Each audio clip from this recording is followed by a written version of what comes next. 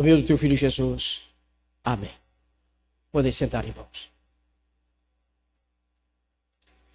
Queridos, o texto escolhido para a pregação dessa noite, ele tem uma razão de ser. O versículo 8, em particular, é o versículo que dá nome a essa igreja. Há 31 anos atrás, essa igreja começa, como a maioria de vocês sabem, numa reunião dentro de uma casa, sem pretensão de ser uma igreja.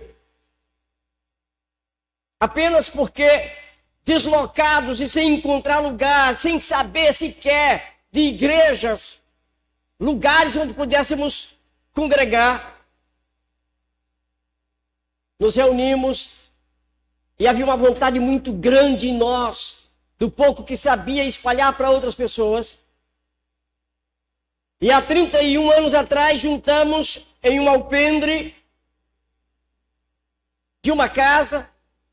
Eu era um novo convertido, tinha instrução muito pequena a respeito da Bíblia, evangelicamente falando, porque eu era católico antes de ser evangélico. Fui seminarista, vim do interior para cá para ser padre. Deus me alcançou aqui em Fortaleza. E nesse processo, colocou um evangélico dentro da Igreja Católica que me comunicou a palavra de salvação. E por esse instrumento fui alcançado, depois a minha esposa. E por fim, na casa dessa mesma pessoa, não conseguimos continuar. Ele nos ensinava lá na sua casa apenas nos sábados. E tendo não podido continuar lá por motivos outros, nos reunimos num alpendre, numa Costa Mendes, numa casa na Costa Mendes. E ali começou a Igreja Semeadores do Espírito, sem que a gente soubesse que seria igreja. Rapidamente começou a fluir para lá muitas pessoas. E ficou tão cheio que não podia mais ser naquele alpendre. E com um ano tivemos que alugar um local para ir. E mas nós não tinha nome. Nós não sabíamos quem nós éramos. E então foi proposto que nós passássemos uma semana jejuando, pedindo a Deus direção dele sobre qual seria o nome daquele ajuntamento de pessoas. E no prazo estipulado, nós estávamos lá. E comecei a perguntar aos que estavam juntos, quem havia jejuado, quem havia orado. E praticamente ninguém havia orado, nem jejuado, e nem tinha resposta nenhuma de Deus.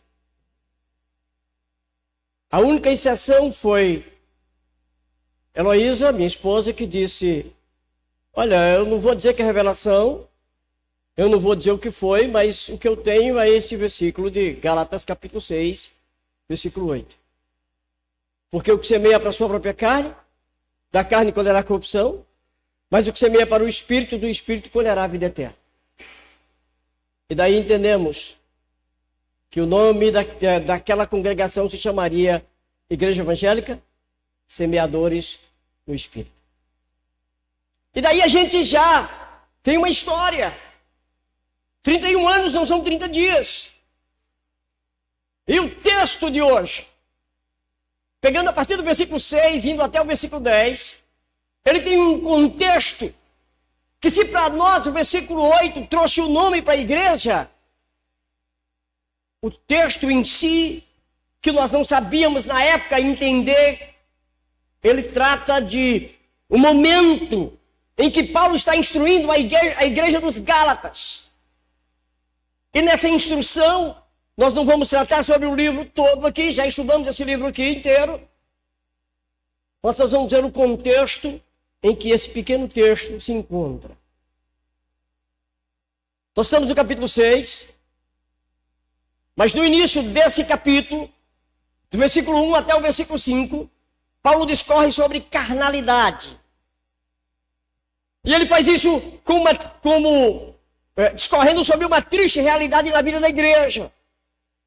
Ele fala sobre alguns irmãos que, começando no espírito, estão se aperfeiçoando no legalismo e na corrupção moral dos seus relacionamentos.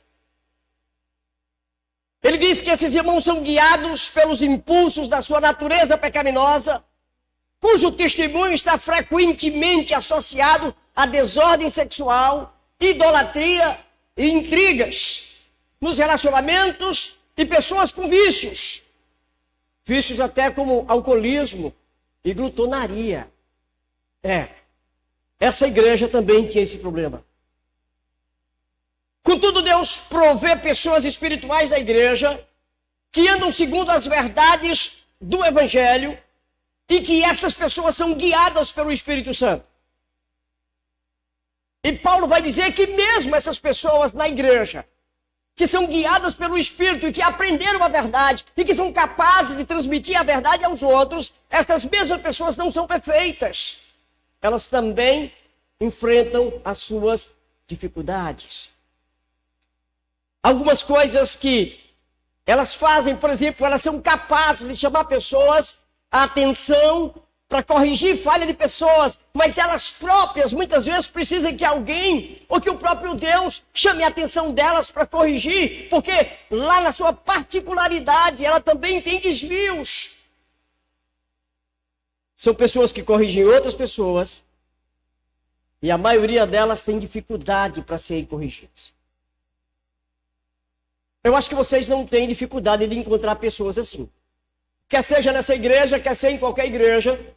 Pessoas que são capazes de apontar o seu erro, de trazer um texto bíblico, de lhe ensinar qual é o caminho da verdade. Mas se você fizer isso com ela, imediatamente essa pessoa tem um problema, tem um bloqueio para ouvir de você a correção. Existem essas pessoas.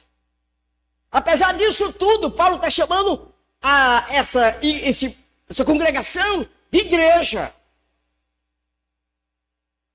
No versículo 1 desse capítulo, ele diz: irmãos, se alguém for surpreendido em alguma falta, vós que sois espirituais, corrigi-o com espírito de brandura e guarda-te, para que não sejas também tentado.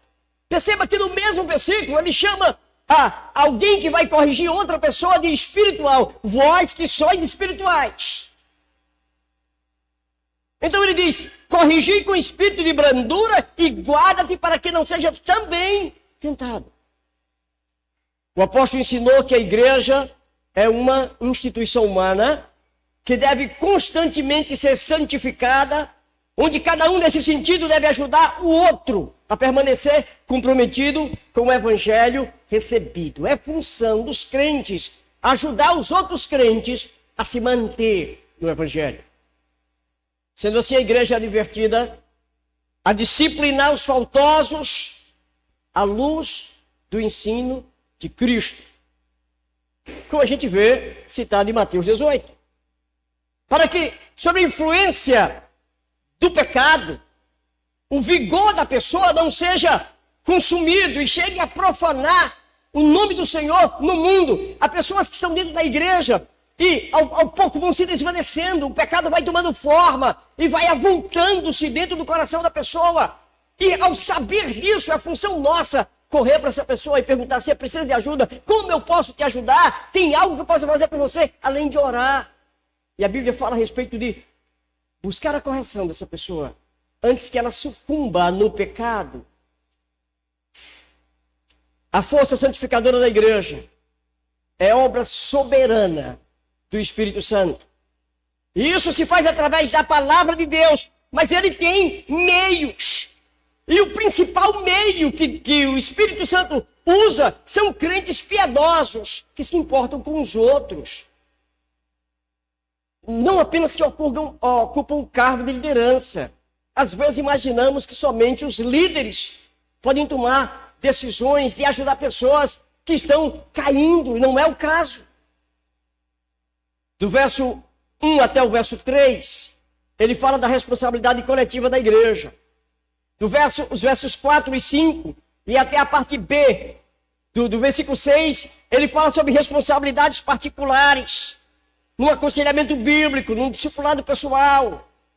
Então, No verso 6, que é o que nós lemos aqui, e eu vou reler, ele diz: mas aquele que está sendo instruído na palavra, faça participante de todas as coisas boas, aquele que o instrui. Poucas pessoas são tão importantes para uma sociedade quanto os professores. Apesar de serem muitas vezes desprezados, com baixa valorização dos seus salários, com baixo respeito pela autoridade de guiar outros pelo conhecimento, você não conhece nenhum profissional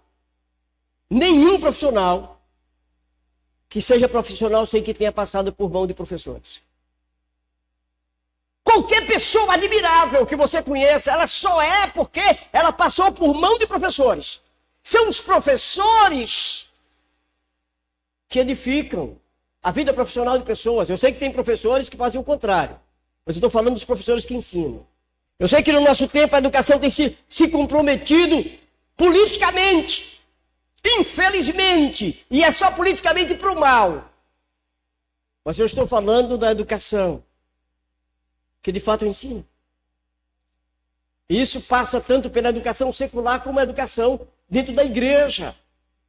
Muitos de vocês aqui chegaram crianças aqui. Em 31 anos, pessoas eu batizei pessoas que depois eu celebrei o casamento delas e que depois eu apresentei os seus filhos. Poxa, me senti velho agora. Já vou apresentar o neto. Tomara Deus. Mas as coisas andam assim. E essas pessoas que nasceram, os pais trouxeram para cá, ou vieram porque alguém trouxe para cá, e gostaram e permaneceram. Elas passaram por mão de instrutores do pequeno semeador, que já foram muitas as professoras que lideraram. O pequeno semeador existe aí há bastante tempo, tratando com crianças que depois viram jovens, adolescentes, que depois já estão adultos, casando, me dando trabalho. Mas assim acontece. Os professores são importantíssimos. E Paulo está valorizando aqui aquele que instrui. É esse o tema aqui no versículo 6. Ele começa falando sobre o que instrui, ou seja, o professor. A relação entre professor e aluno nunca é enfatizada o suficiente dentro da igreja. E nessa passagem Paulo destaca esse assunto, principalmente no tocante à responsabilidade do aluno, encerrando a sessão na qual ele aplicou a doutrina da justificação pela fé aos cuidados que cada um deve ter um com o outro. Então, essa parte de justificação, ele falou, justificação pela fé, nos capítulos anteriores. O objetivo de Paulo aqui foi ensinar a igreja a cuidar uns dos outros, frente aos constantes ataques dos falsos ensinos e dos falsos pregadores, a fim de permanecerem firmes no caminho da santificação, guiado pelo Espírito, segundo o Evangelho de Cristo. E nós vamos tratar disso aqui em 3 partes. Uma primeira parte e uma outra parte dividida em 2. E é aquilo que nós chamamos de 3 pontos. E o nosso primeiro ponto fala sobre associação preventiva.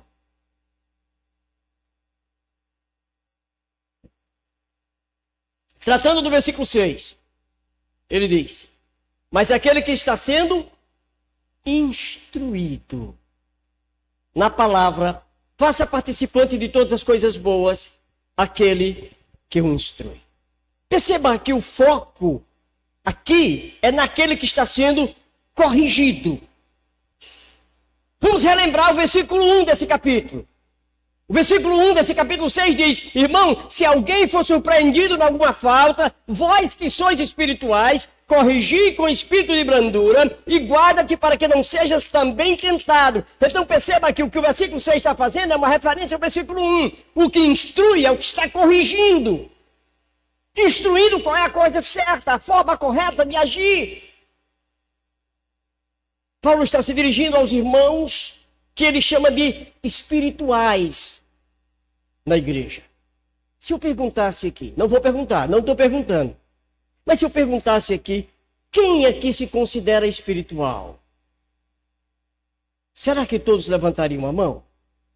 E os que levantassem a mão, que se considera espiritual, exerce a função de instruir aqueles que estão se desviando, aqueles que estão esfriando, aqueles que estão caindo em algum tipo de pecado, aqueles que de alguma forma estão se afastando do Senhor e consequentemente se afastando da própria igreja. Se você se considera espiritual, por que você sabe de pessoas que estão caindo, se afastando, esfriando? E você nada faz. Bom, continuemos.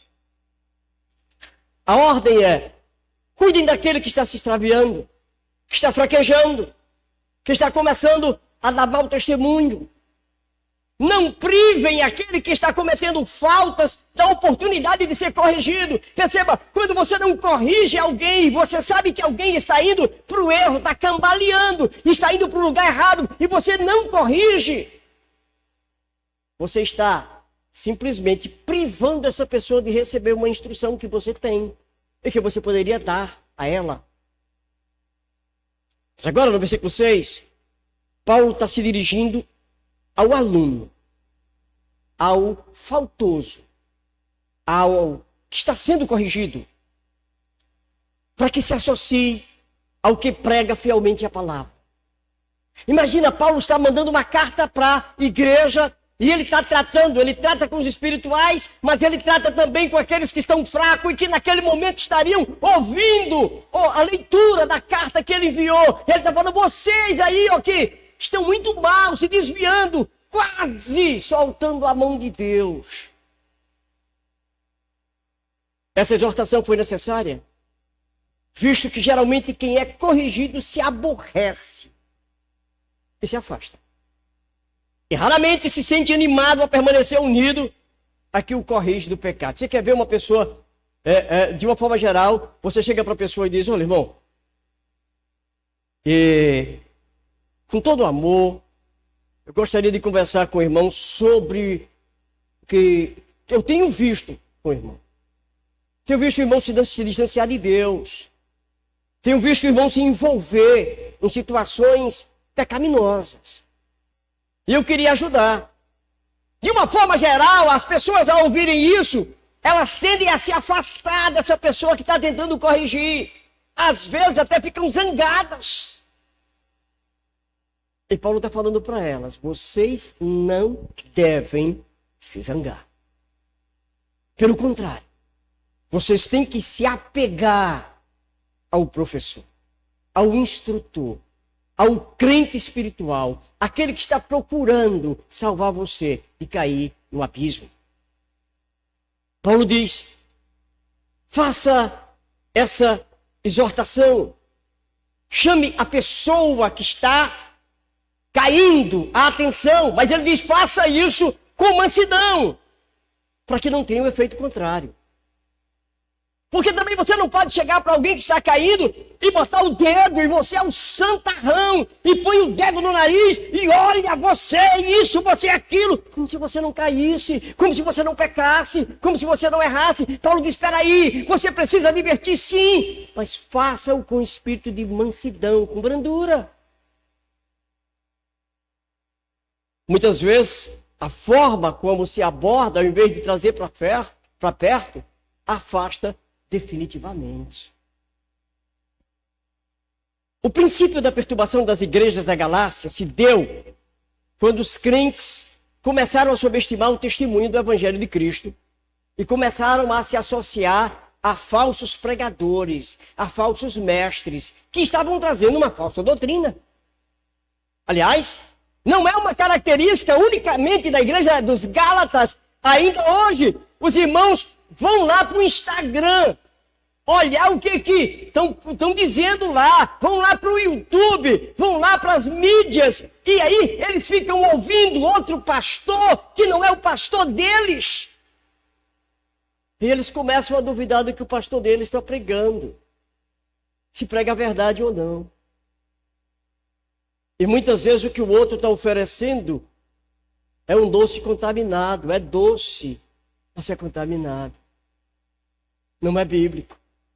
Parece legal. Parece vantajoso. Parece que vai ter uma recompensa maior e melhor. Mas é um caminho tortuoso. Paulo disse que essa foi a estratégia dos falsos mestres. Afastar a igreja dele, Paulo. Veja no verso 17 do capítulo 4. Capítulo 4, versículo 17, ele diz assim: os que vos obsequiam não fazem sinceramente, mas querem afastar-vos de mim, para que o vosso zelo seja em favor deles. Eles tinham segundas intenções. Eles estavam entrando numa igreja que eles não abriram. Nesses 31 anos, muitas pessoas já tentaram fazer isso aqui. Já procuraram crentes da igreja Semeadores do Espírito para dizer para eles que não é assim, é assado. Principalmente pessoas que nem igreja têm, ou não são sequer pessoas consagradas, ou ainda usurpam tal situação. E o pior é que alguns crentes se iludem. Alguns crentes acham que é assim mesmo. Paulo está falando, não é sincero o que eles estão fazendo. No verso 16 do capítulo 4, que é o verso anterior a esse 17 que acabamos de ler, ele diz: tornei-me porventura vosso inimigo por vos dizer a verdade. Vocês estão com raiva de mim porque eu estou confrontando vocês. Veja como a confrontação carrega um potencial de afastar as pessoas. Por isso Paulo exorta aos que estão sendo confrontados a se apegar ao que exorta. Por essa razão, Paulo iniciou essa epístola, essa aos Gálatas, apresentando uma defesa do verdadeiro evangelho e da sua autoridade apostólica, como estudamos quando vimos essa carta, capítulo a capítulo, versículo a versículo.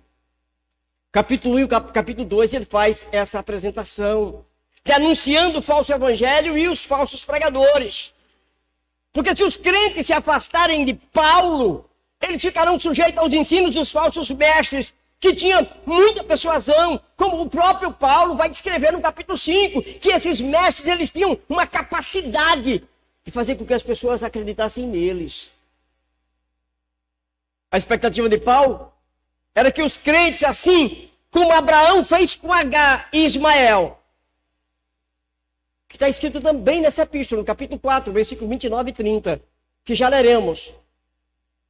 A expectativa de Paulo é que eles se dissociassem dos falsos pregadores para se apegarem aos pregadores verdadeiros. Olha, capítulo 4, versículo 29 e 30 diz: como porém outrora, o que nascera segundo a carne perseguia o que nasceu segundo o Espírito, assim também agora. Contudo, que diz a Escritura: lança fora a escrava e seu filho, porque de modo algum o filho da escrava será herdeiro com o filho da livre. Do que Paulo está tratando aqui? Vocês lembram daquele episódio de quando Sara não tinha filho e achava que não ia ter e ofereceu Agar para que Abraão desse a escrava dele, dormisse com o marido dela. Agar dormisse com Abraão, e aí nasceu Ismael. E aí no tempo certo que Deus havia prometido, Sara engravida. E aí vai nascer o descendente que Deus havia prometido, que nada tem a ver com Ismael. Isaac. Quando Isaac desmama, Abraão faz uma festa. E Abraão faz uma festa porque agora o menino já não depende mais da mama. E o que acontece? Ismael começa a zombar de Isaac. A própria Agar, que era escrava, começa a zombar de Sara. E Sara se aborrece. E quando Sara se aborrece, quer mandar embora. Aí Abraão não quer fazer isso, porque o coração dele está apegado à criança que ele teve com a escrava.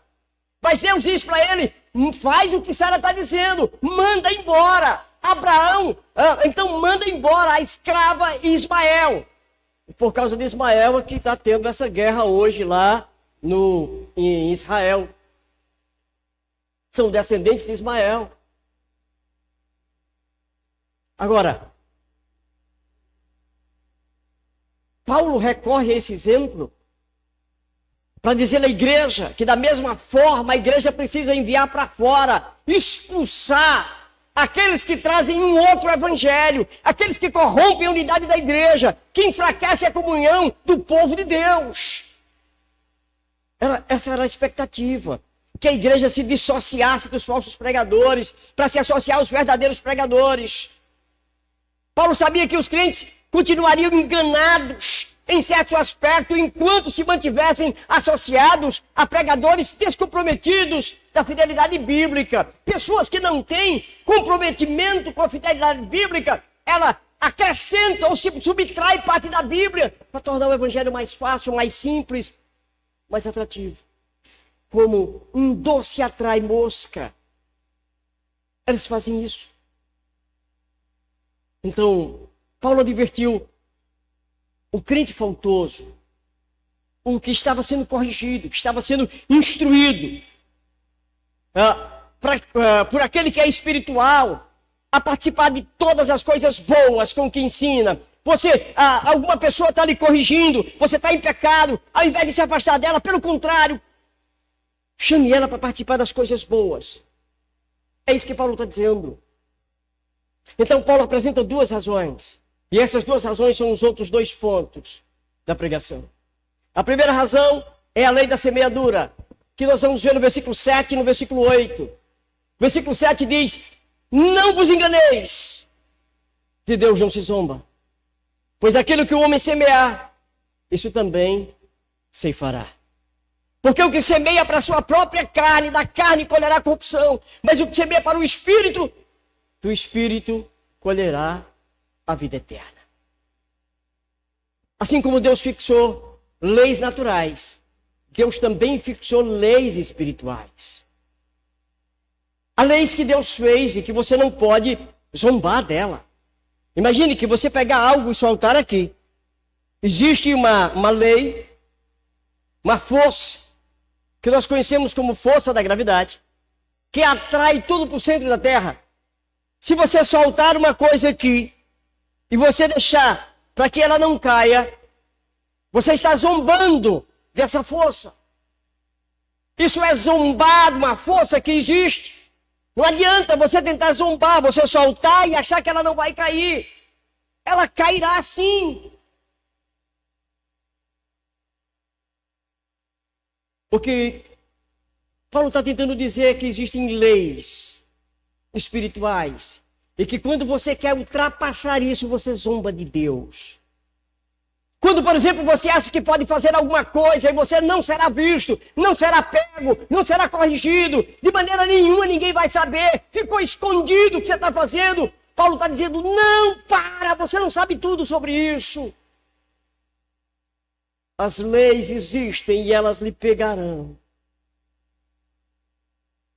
Por analogia, também no reino de Deus, Mateus capítulo 13, versículo 31 e 32, ele diz: quanto às questões que envolvem a vida espiritual de todos os crentes ou não, ou seja, todas as pessoas estão sujeitas a essas leis. Se você é crente, você está sujeito. Se você não é crente, também está. Deus vê todas as partes e Ele dará a justa recompensa a cada um. Então, versículo Mateus 13, 31 e 32 diz: outra parábola lhe propôs, dizendo: o reino dos céus é semelhante a um grão de mostarda que um homem tomou e plantou no seu campo, o qual é, na verdade, a menor de todas as sementes. E crescida, é maior do que as hortaliças. E se faz árvore. Se faz árvore de modo que as aves do céu venham aninhar-se com seus ramos. A advertência é: nenhum de nós pode zombar de Deus, pensando que poderá alterar as leis espirituais que Ele fixou, preferindo ser guiado pela natureza pecaminosa e ainda no fim desfrutar da plenitude da vida eterna. Imagina alguém que tenta enganar a Deus, que consegue disfarçar, que consegue viver uma vida dupla, tripla, quádrupla e ele consegue se esguiar pela escuridão, ele consegue viver, ninguém está descobrindo, o público não descobre, ele tem uma vida secreta, ou 2 vidas, ou 3 vidas, uma hora ele está de um jeito, outra está de outro, está com uma pessoa, está com outra pessoa, age desonestamente, e ele consegue disfarçar, ninguém descobriu. E ele ainda acha que porque ele está frequentando uma igreja, ele vai para o céu. Ele conseguiu enrolar Deus. O que Paulo está dizendo é isso, é um descaso com o próprio Deus. É zombar de Deus. É achar que Deus não tem conhecimento do que está sendo colocado por trás dos lençóis, por trás da cortina, por trás da tela de computador ou da tela do seu celular. O que está sendo conversado na rede social, combinado. Ou os atos pecaminosos que estão sendo consumados de fato. Veja no capítulo 5, versículo 21, 5 aqui de Gálatas, versículo 21. Ele vai dizer que eles praticam tais coisas. Não podem herdar o reino de Deus. Olha só, ele está falando, ainda na continuação, invejas, bebedice, glutonaria, coisa semelhante a essa, a respeito das quais eu vos declaro, como já outrora vos preveni, não herdarão o reino de Deus os que tais coisas praticam. Não podemos enganar a Deus. Deus não é um bobo e ele não vai fazer de conta que ele não viu ou que ele não sabe. Ele é justo, ele é santo, ele é limpo. Ninguém pode aceitar o evangelho de Cristo e violar as responsabilidades que ele impõe. Ninguém pode professar crer em Deus e ter prazer nas inclinações pecaminosas. Seguir as inclinações dos seus próprios corações, a menos que nunca tenha recebido o Espírito Santo. Como ele diz lá no capítulo 3 dessa epístola, no versículo 14, para que a bênção de Abraão chegasse aos gentios em Jesus Cristo, a fim de que recebêssemos pela fé o Espírito prometido. Se esse Espírito não foi recebido, eu entendo.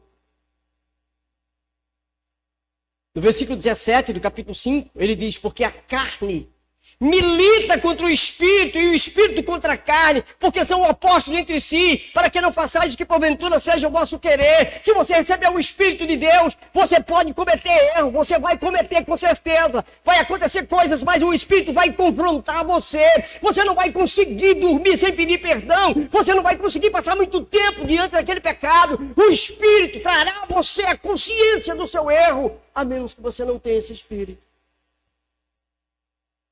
É isso que ele está dizendo aqui no capítulo 5, nesse versículo 17. Há uma luta, a carne quer fazer o errado, mas o Espírito está dizendo, ei, você vai dormir e você não consegue dormir. Ele vai dizer, está errado, se arrepende, pede perdão, muda de vida.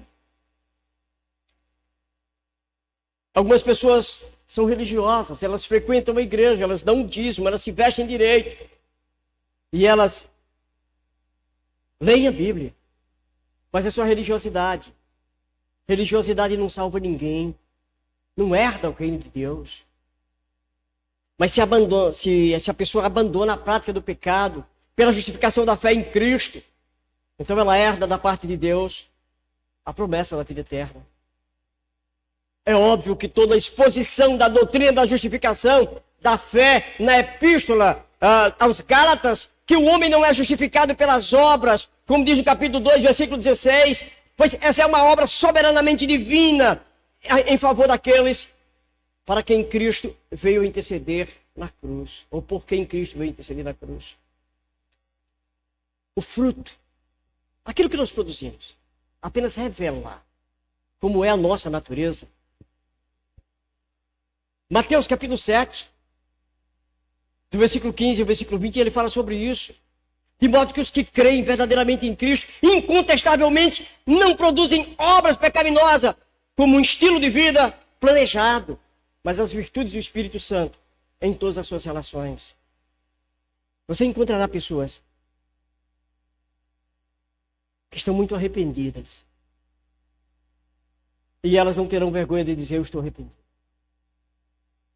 Porque elas têm o Espírito de Deus e o Espírito de Deus levará ela a essa condição. Mas outras pessoas vão dizer, eu não vou mais fazer não. Mas elas não se arrependeram.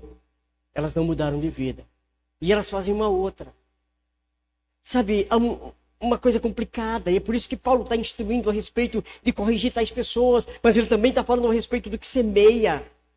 A lei da semeadura e da colheita. Perceba que ele faz aqui duas colocações. Você pode semear para a sua própria carne, mas você pode semear para o espírito. Quem semeia para a carne está buscando vantagens o tempo inteiro. Que se você é alguém que o tempo inteiro só busca vantagem, não importa quais são os meios, a única coisa que importa para você são os fins, você é o semeador da carne. Mas o que nós propomos para você é que você seja um semeador no espírito. Aquele que semeia para colher a vida eterna. E a segunda razão, porque aquele que está sendo instruído deve se associar àquele que o instrui, e aí vai o nosso terceiro ponto, é que essa razão é um dever de todos os crentes. E ela está no versículo 9 e no versículo 10. E não nos cansemos de fazer o bem, porque ao seu tempo ceifaremos se não desfalecermos. Por isso, enquanto tivermos oportunidade, façamos o bem a todos, mas principalmente os da família da fé. A vida cristã foi ilustrada pelo apóstolo Paulo como uma maratona.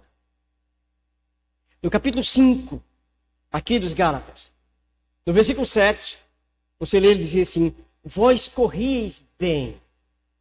Quem vos impediu de continuardes a obedecer à verdade? No versículo 8 ele diz: essa persuasão não vem daquele que vos chama. 1 Coríntios capítulo 9, versículo 16, versículo 26, desculpe. Assim corro também eu, não sem meta. Assim luto, como desferindo soco no ar, golpes no ar. O tempo, ele está colocando a ideia de que a vida cristã é uma maratona. Não terminou. Não ache que porque você aceitou Jesus e que você está dando dízimo, que você vem para a igreja e que você conhece alguma coisa, você até já estudou teologia e você frequenta a escola bíblica dominical e que você foi batizado nas águas e etc. Terminou. Não, Paulo está dizendo, não terminou, é uma maratona, é até o último dia da sua vida. Continue. Não é uma corrida de 100 metros rasos. Não é quão rápido você pode se deslocar num curto espaço de tempo. É uma maratona. Desde que você aceitou Jesus, você começou a sua corrida. E você só conclui o último dia da sua vida. No último segundo, você ainda está correndo. Paulo está dizendo, nós estamos numa maratona. Continue, não pare para descansar. Não pare para repousar. Não pare fora da pista de corrida. Não pare. Continue. Hebreus capítulo 12.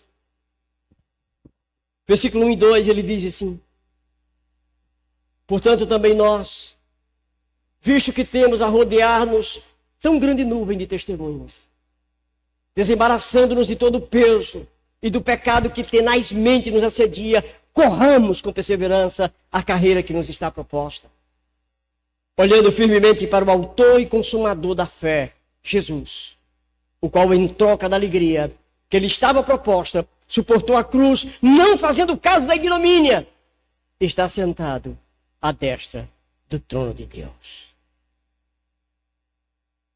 O que o autor de Hebreus está dizendo é: se desembarace,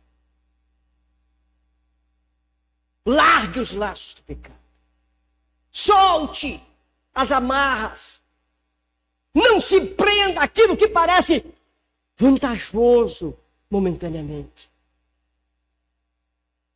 Sabe, às vezes você pode olhar para um lado e olhar para o outro, ninguém está vendo, ninguém vai saber, não tem como descobrir. Você pensa, quem vai descobrir isso?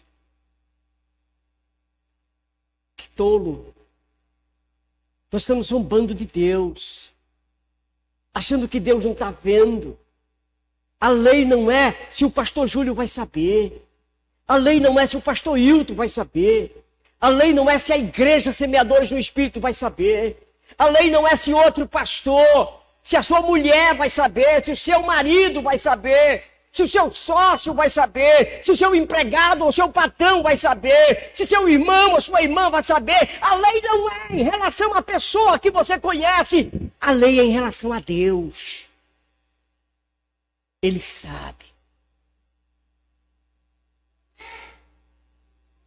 Essa noite, você foi convidado a estar conosco para celebrar mais um ano de existência.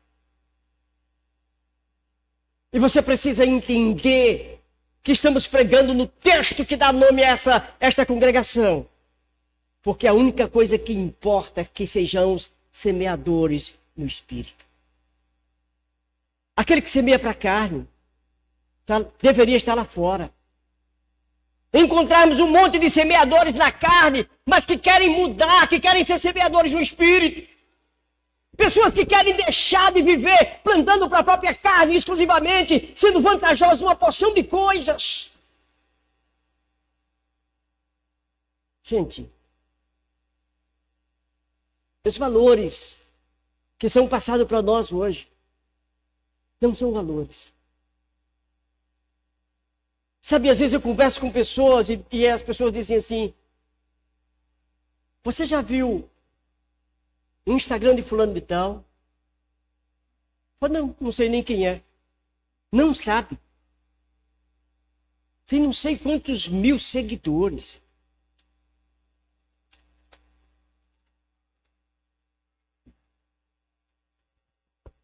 Você já viu o Instagram daquela moça que ganhou um programa da Rede Lixo? Tem não sei quantos milhares de seguidores. Você já viu o Instagram do Neymar? Milhares de seguidores, milhões. Isso parece tornar essa pessoa atrativa, mais bonita, mais cheirosa, mais sábia, mais não sei o quê. Não, gente, não é esse tipo de coisa. Não é para esses seguidores. Nós não estamos atrás deles. A Bíblia está nos ensinando a ser semeador no Espírito e não na carne.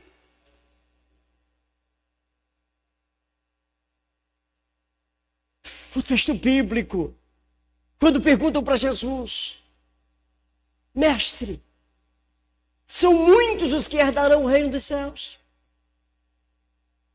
A resposta de Jesus é complicada para aquele que está buscando uma vida descomprometida com o Evangelho. Ele fala de um caminho apertado. E ele fala de uma porta estreita. E ele conclui dizendo: são poucos os que dão com ele. E você está atrás de seguidores. Você está tirando a roupa para receber like. Você está contando piadas indecentes para ser monetizado. Você está buscando situações complicadas na sua vida para ser admirado. É carne que você quer semear? Eu entendo. Mas se você quer semear no Espírito, comece a entender uma coisa. E eu estou terminando. Se você quer semear no Espírito, pare agora. Todos vocês que estão aqui, os que são daqui e os convidados, os que já entregaram sua vida a Jesus e os que ainda não entregaram. Quantas pessoas você encaminhou para o reino de Deus? Que prova você tem que é um semeador no Espírito? Quantas pessoas? Quantos vocês podem dizer assim: olha, eu vou para o céu, não pelos meus méritos, pelos méritos de Cristo na cruz do Calvário, por tudo que Ele fez morrendo por mim, pagando pelos meus pecados e por toda essa coisa, mas há algo que eu gostaria de dizer. A minha vida não foi infrutífera. Eu conduzi alguns para Jesus. E quando eu não sabia pregar, eu os conduzia à igreja, para que eu ouvisse a pregação, para que eu ouvisse o pastor Júlio, o pastor Hilton, ou um outro pregador pregando. Eu busquei, eu fui atrás. Porque a minha vida é ser um semeador no Espírito. Quantos de vocês podem olhar para trás e do alto dos seus 2, 5, 10, 30, 40 anos de convertido, dizer assim, glória a Deus, me gastei nesse período, mas são muitos frutos. Ficou aí os frutos, eles provarão a minha labuta, o meu trabalho. Não é isso que me levará para o céu, o que me levará para o céu é a obra de Cristo. Mas isso é uma evidência da obra na minha vida.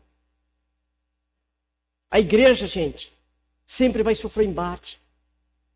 A Semeadores não é diferente da igreja da Galácia, da igreja de Tessalônica, da igreja de Filipos.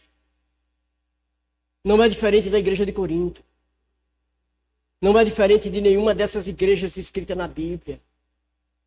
O dono da igreja é o mesmo. O salvador da igreja é o mesmo.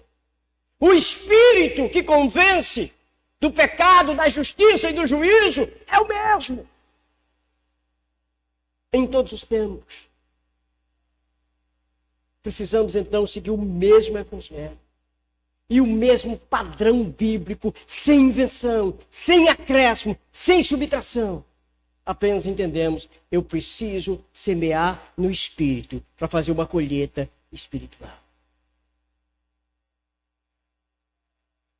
Se você entendeu isso, você entendeu o que é ser um semeador no Espírito. Se você não entendeu isso, então você não entendeu nada ainda. Para todos os crentes dessa igreja, os que estão aqui, a família que não veio, as famílias que não vieram, os demais membros que por algum motivo não estão aqui. Eu preciso que saibam, porque nós já estamos transmitindo ao vivo no canal do YouTube. Se você perdeu alguma coisa ou quer ver de novo essa pregação, você vai lá no canal Semeadores no Espírito. Está lá. Vai estar lá. Se você não puder vir por algum domingo, dá para você assistir online. Avise para outras pessoas para que elas possam ser abençoadas como você foi. Mas o principal é, se você não for um semeador. E quando eu estou falando de semeador no Espírito, eu não estou falando somente de ser membro dessa igreja. Mas eu estou agora me dirigindo aos membros. Eu quero parabenizar pelos 31 anos. Eu quero parabenizar você que congrega, que trabalha, que ora, que contribui. Algumas pessoas têm muita dúvida, e principalmente a dúvida das pessoas é em relação à contribuição.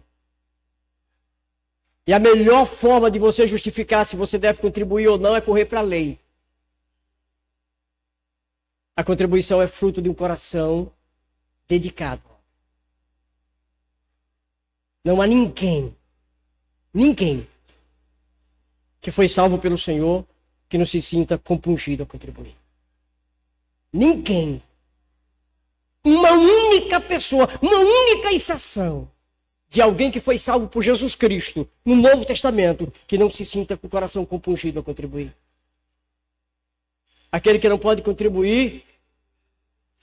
E eu não estou falando só de contribuição financeira, não. Eu estou falando de contribuição financeira, de oração, de trabalho, de todo tipo de coisa que você pode fazer. Então eu quero parabenizar você que está no centro das atividades, que ora, que geme pelas almas, que se importa com pessoas sendo salvas, que se importa com o discipulado de pessoas, com o ensino de crianças, com o berçário, com a administração desse lugar, com o estado desse templo. Você que se sente por isso e busca a melhoria disso. Eu quero parabenizar você por mais um ano de existência. Quero pedir que o Senhor, olhando tudo quanto você tem feito, todo o seu esforço, seja servido de recompensar. E recompensar com grande recompensa. Por toda a contribuição que você tem dado. Pela dispensação do seu coração ao trabalho do Senhor. Sabendo que nenhum trabalho, diz o texto, diz a Bíblia, no Senhor é em vão. Mas o Senhor recompensa a cada um. Que Deus abençoe cada um de vocês. E obrigado por tudo. Pastor Hilton.